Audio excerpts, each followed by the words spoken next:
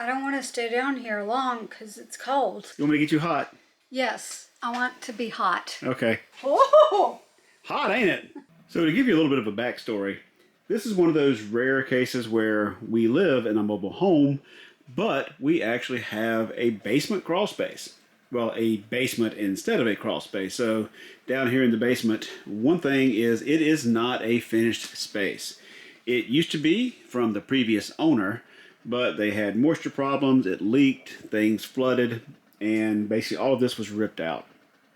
I'm using it as a workshop area, and since it is an unfinished space, it is cold because it's the winter. And basically, this little thing is my source of heat. Well, I decided to fix that. Today, I'm going to be unboxing this. The reason I wanted to switch out is that this is a blue flame instead of the portable one that I've got now, which is an infrared. Infrared is great for heating one spot directly in front of it. It basically uses the infrared heat to warm up whatever it's pointed at, but it does not warm the air. It doesn't get it very warm except for the one spot. It gets a little bit because the radiant heat kind of makes things warm and then they put off heat, but it still feels cold. So pretty much the wife isn't going to come down here while that is running. So once we switch over to this, we will actually have something that warms up the air itself to make it a lot more doable down here when I'm doing woodworking projects and everything else. And yes, having an open flame in a sawdust covered wood area is not really a great idea, but you know,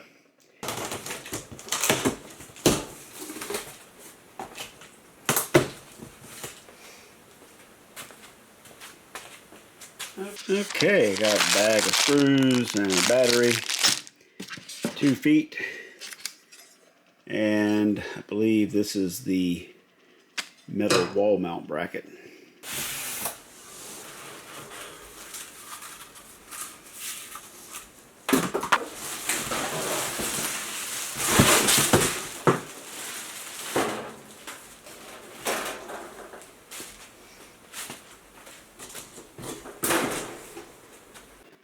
Okay, now that we've got her out of the box,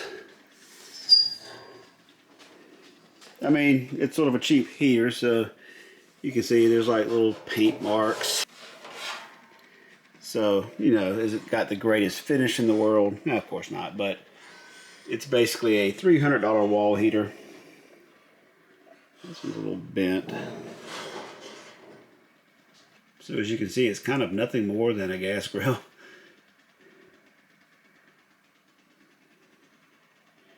This black metal back plate almost looks like it's a little bit crooked. Like one side's bigger than the other, which is kind of interesting. So I'll have to find out. I mean, I don't think there's anything wrong with it, but it does make you wonder, is something bent? So I may need to do a little digging on that just to make sure it's all okay. Some more paint or scratching on the inside. Okay, propane only, that is us.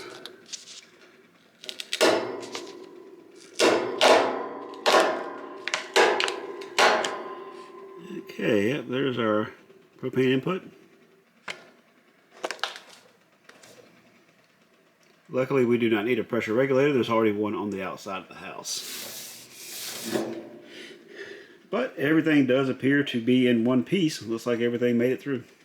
There's basically 2 install options. One is to mount it on the wall, and the other is freestanding. If you go with freestanding, the unit comes with 2 plastic feet. These plastic feet are held on by 2 sheet metal screws.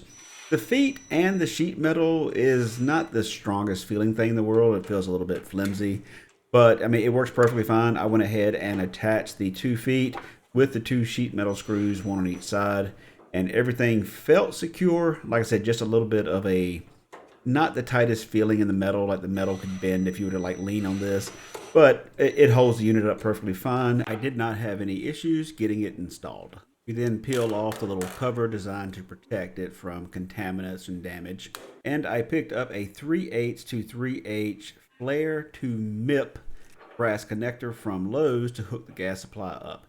This basically gives it a 90-degree angle. Since I'm doing a floor install right now, this 90-degree is needed in order to connect the hose. Once I completed a test fitting of the brass connector to see how many turns it would take to flush it down and to make sure everything felt good, I went ahead and applied a Teflon tape to the threads.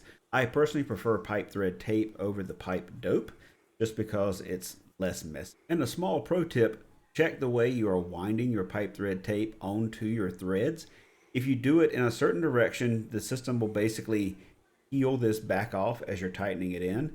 So as you see here, I'm turning the fitting in my hand the same direction that I will attach it into the system.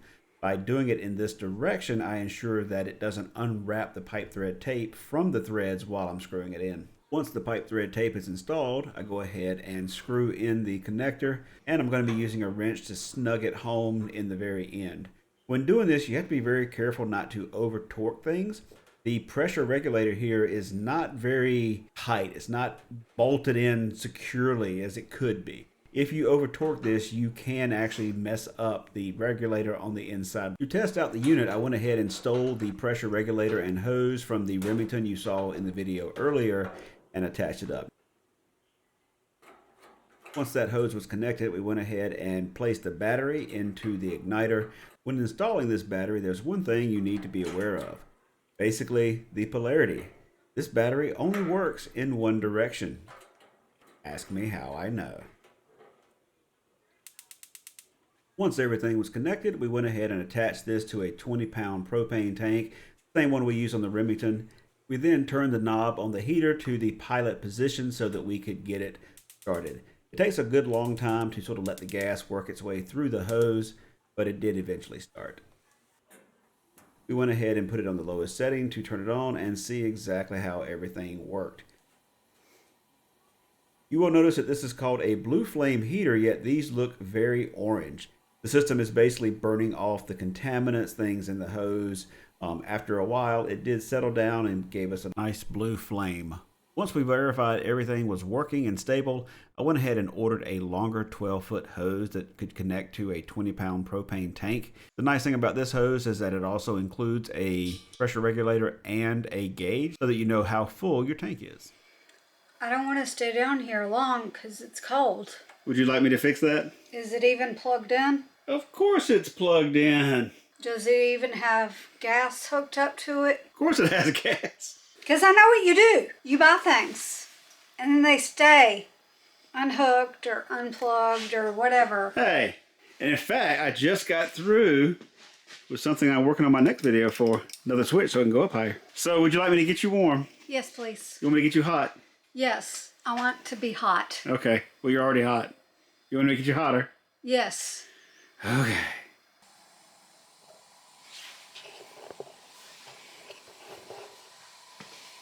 This one is blue flame. It heats the air, so put your hands over it. Oh! So basically the heat goes up and then it heats the air in the room, which then warms up everything around it. Feels nice and warm, doesn't it? That's how much heat's coming off of it. It's blowing your hair up in the air.